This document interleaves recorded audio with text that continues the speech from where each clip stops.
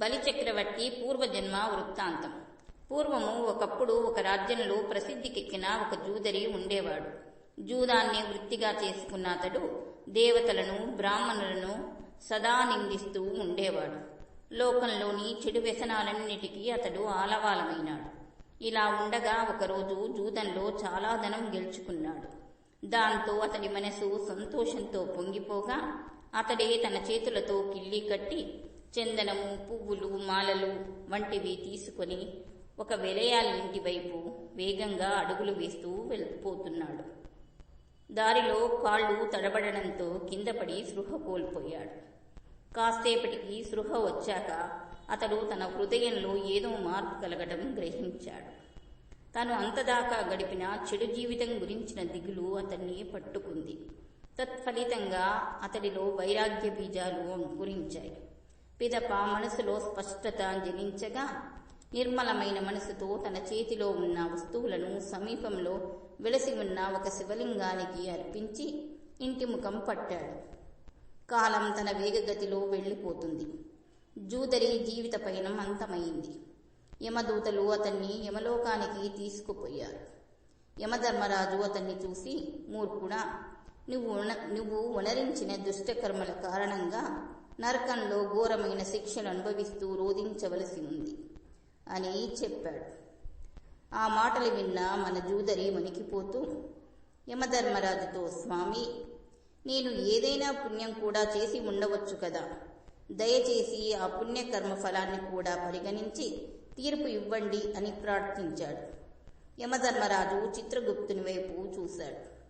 చిత్రగుప్తుడు, నువ్వు మరణించడానికి మునుపు కొద్దిగా చందనాన్ని శివలింగానికి అర్పించావు.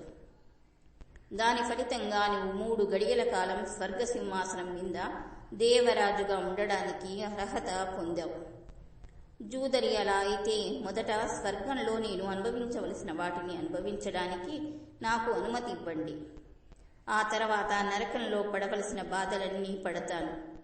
వెంటనే యమధర్మరాజు ఆదేశం ప్రకారం జూదరిని స్వర్గలోకానికి పంపించారు.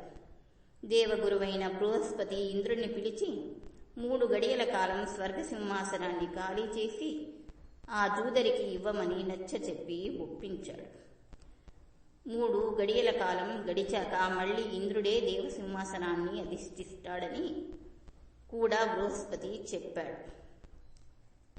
ఇంద్రుడు సింహాసనం నుండి దిగగానే జూదరి దేవలోకానికి అధిపతి అయ్యాడు. ఇంకా 3 గడియల కాలం మాత్రమే ఉంది. జూదరి ఆలోచనలో పడ్డాడు. మహాశివుడు తప్ప నాకు మరో శరణ్యం లేదు అని మనసులో సంకల్పించుకున్నాడు. వస్తువుల పట్ల గల అనురక్తి అతడి నుండి తొలగిపోసాగింది.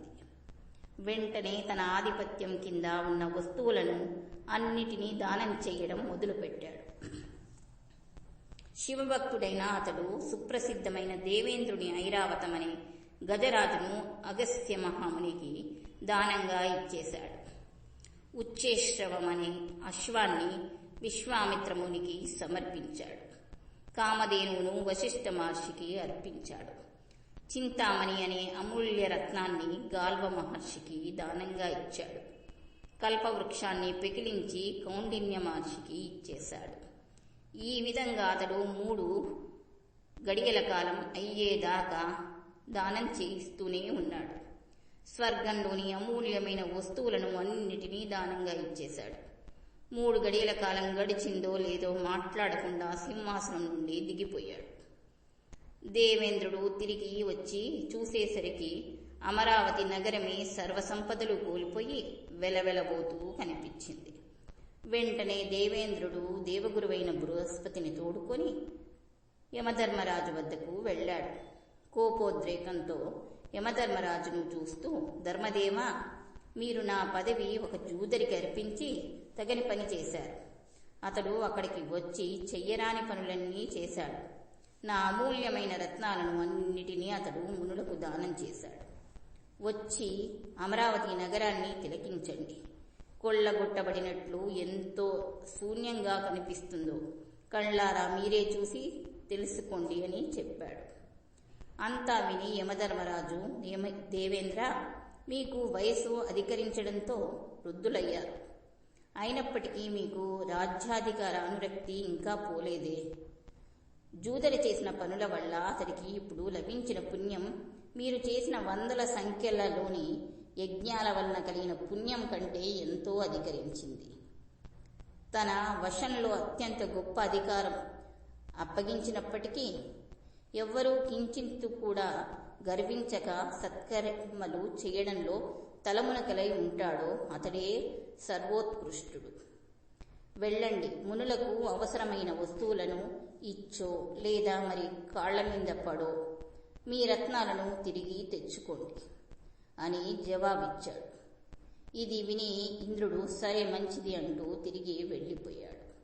జూదరి తను ఇదివరలో చేసిన దుష్కర్మల ఫలితంగా కలిగిన నరకవాస జీవితాన్ని గడపడం నుంచి విడిపడ్డాడు.